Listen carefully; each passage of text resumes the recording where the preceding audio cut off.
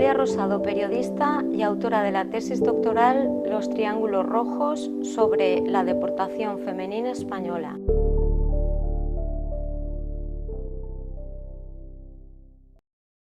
Pues fue algo paulatino, pero el detonante final quizás fue encontrar a la deportada Virtudes Cuevas, porque saber de su existencia me marcó un antes y un después. Lo primero que me sorprendió fue el profundo desconocimiento que sobre ella existía y que fuera una desconocida incluso entre sus propios vecinos. Me pregunté entonces cómo era posible que en nuestro país todos conocieran a Ana Frank y sin embargo apenas nadie conozca a las deportadas españolas cuando todas ellas sufrieron el mismo holocausto en los campos de concentración nazis. Y a partir de ese momento intenté responderme a esa pregunta y comprender los motivos de su invisibilización en nuestro país. Y cuando finalmente encontré rastro de varias de ellas, de varias de nuestras deportadas en los principales campos nazis, comprendí que no eran solo unos pocos casos esporádicos y fruto del azar. Comprendí que la historia de nuestras deportadas era una historia escondida conscientemente y destinada al olvido, quizás por ser una verdad demasiado incómoda.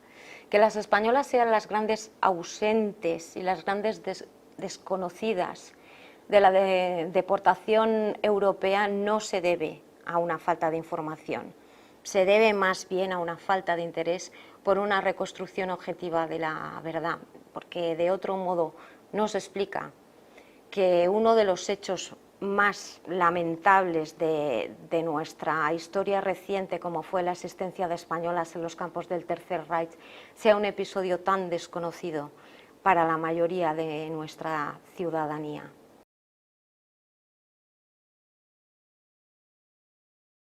Tanto ella como yo compartimos el mismo origen y nuestras raíces provienen del mismo lugar, que es un pequeño pueblo de la provincia de Valencia. Y como antes comentaba, me sorprendió mucho que alguien tan cercano en la distancia fuera a la vez tan desconocido incluso para su entorno, para sus vecinos.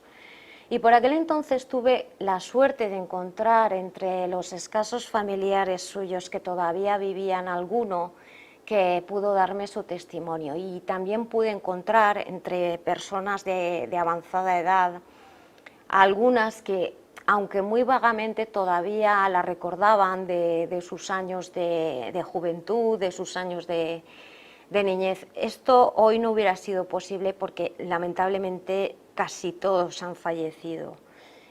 Y recuerdo que fue una carrera contrarreloj, porque hay que ser conscientes de que cada testimonio que se pierde es irrecuperable, y además que con él, con ese testimonio, lamentablemente también se pierde una parte de nuestra historia.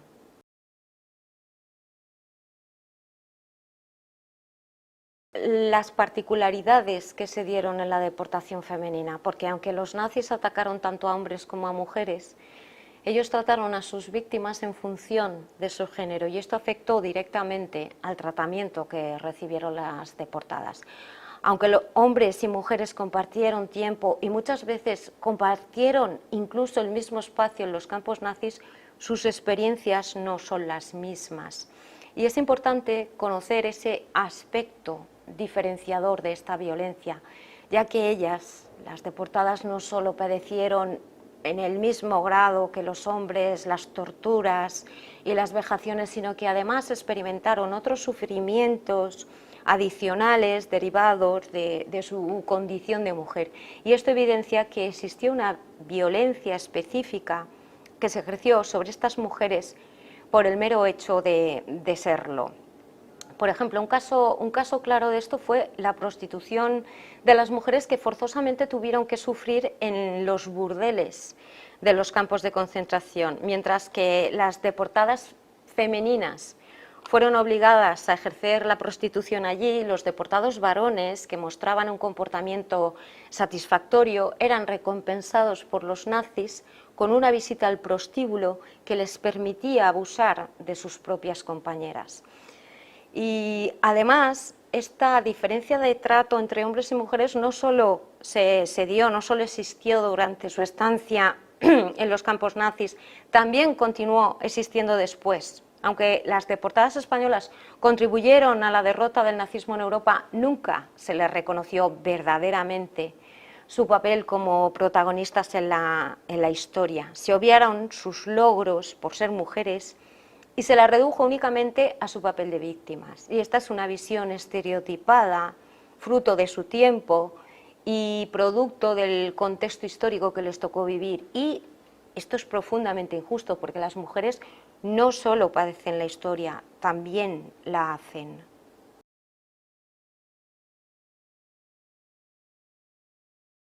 Difícil escoger una porque el catálogo de atrocidades que los nazis perpetraron sobre las mujeres deportadas parece que no tenga fin. Yo, si hubiera tenido que novelarlo, que inventarme los hechos, el resultado no hubiera sido más crudo, no hubiera sido peor.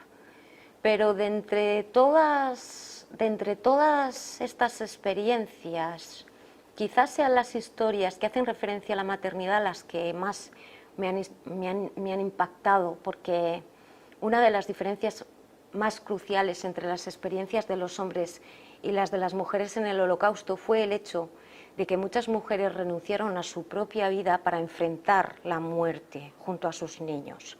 Las madres que entraban en los campos acompañadas de sus niños, mayoritariamente morían con ellos en las cámaras de gas, fundamentalmente. Y esto último, salvo alguna excepción, si es que llegó a producirse, fue algo a lo que solo las mujeres se tuvieron que enfrentar. Las mujeres embarazadas o con niños no se consideraban aptas para el trabajo y, por lo tanto, a diferencia de los deportados masculinos, no eran rentables. Y además, para los nazis, los niños no tenían ningún valor económico y también eran considerados por ellos como elementos inferiores, ya que simbolizaban un futuro que era percibido por los alemanes como una amenaza para la raza aria. Entonces, visto bajo este prisma, podemos decir que el género no solo fue importante en la deportación, sino que fue una cuestión que delimitó la vida y la muerte, nada más y nada menos. Y por si esto no fuera ya lo suficientemente impactante, además, entre estas criaturas que fueron deportadas con sus madres, encontré algunas de nacionalidad española y sus historias me impactaron y me asombraron mucho. Y no solo porque sus protagonistas fueran las víctimas más inocentes de todas nuestras víctimas, sino también porque son las más desconocidas. Pese a que sus vivencias se pueden contar entre las más tristes y las más lamentables de nuestra historia reciente, poco o nada se sabe de ello. Paliar esta injusticia pasa por conocer y dar importancia a las historias de vida de estas pequeñinas y pequeñinos españoles de los que encontré rastro y de los que nadie hasta la fecha ha hablado, ya que, entre otras cosas, el Estado español nunca se ocupó en buscarlos. Igualmente me impactó mucho encontrar algunos casos documentados de españolas embarazadas en el momento de su deportación que dieron a luz en los campos nazis, perdiendo allí a sus bebés.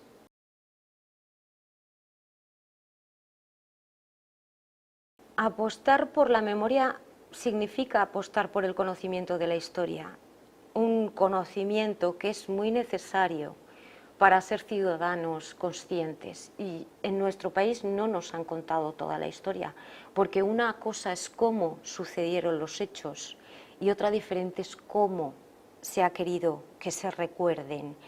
Y el caso de la deportación de nuestras mujeres es un claro ejemplo. Y la historia también nos dice mucho de quién la cuenta, de quién la explica. Y durante muchos años en España se nos ha contado una parte de la historia que no era cierta, que no era verdad. Y para desarrollar una cultura democrática, profunda y sana, hace falta saber la verdad. Es una cuestión sencillamente de justicia, y para ello es necesario conocer y reconocer a estas víctimas, y que se conozca la verdad es el mejor homenaje que podemos hacerles. Y si la verdad ofende, es que algo no hemos hecho bien. Además, contar que existieron estas mujeres valientes como nuestras deportadas nos da pie a construir referentes femeninos diferentes, y las mujeres y los hombres necesitamos estos referentes femeninos para entender nuestro pasado y abrir caminos futuros mucho más igualitarios. La historia de las mujeres no solamente es de las que destacaron públicamente, también es la de todas aquellas mujeres como nuestras deportadas que de forma anónima ayudaron a construirla, y por ello es importante rescatar del olvido a nuestras deportadas y desde sus múltiples experiencias individuales comprender de dónde venimos para de este modo reconocer el valor de la mujer en su conjunto y situarla justamente donde merece estar. Aunque suene contradictorio o suene paradójico, apostar por la memoria es apostar por el futuro. Y en este futuro, lógicamente, los jóvenes tienen mucho que decir, tienen un papel importante. Si nos limitamos a observar los hechos atroces del pasado, como de lo que estamos hablando, desde la ignorancia, eso solo impactará nuestros sentidos, pero no nos enseñará. Minimizar la historia o obviarla para entender y continuar nos ha debilitado y ha lastrado la convivencia de nuestro país, y no podemos dejar esos vacíos en nuestra historia, porque sin memoria no se puede conocer la verdad de las víctimas. En nuestras manos está continuar perpetuando ese vacío o intentar paliar esa banalización que se ha hecho de nuestro pasado. Pero la construcción de la convivencia pasa por saber la verdad y reconocer a las víctimas con independencia de quiénes sean o de dónde vengan. Y solo desde una perspectiva que apueste más por el conocimiento nos será útil para que aprendamos y podrá convertirnos en ciudadanos más conscientes y por lo tanto en ciudadanos más libres. Y esto es algo que como sociedad deberíamos de asumir y trasladar sobre todo a las generaciones que vienen después. No se puede construir una sociedad desde la desigualdad, desde la invisibilización de la realidad y desde la desmemoria, ya que el resultado es una sociedad tal cual tenemos hoy. Y habrá que preguntarse también si es esa la sociedad que queremos tener y si ese es el legado que queremos dejar a las futuras generaciones. Porque lo que seamos en un futuro dependerá en buena parte de aquello que recordemos y sobre todo de cómo queramos recordarlo.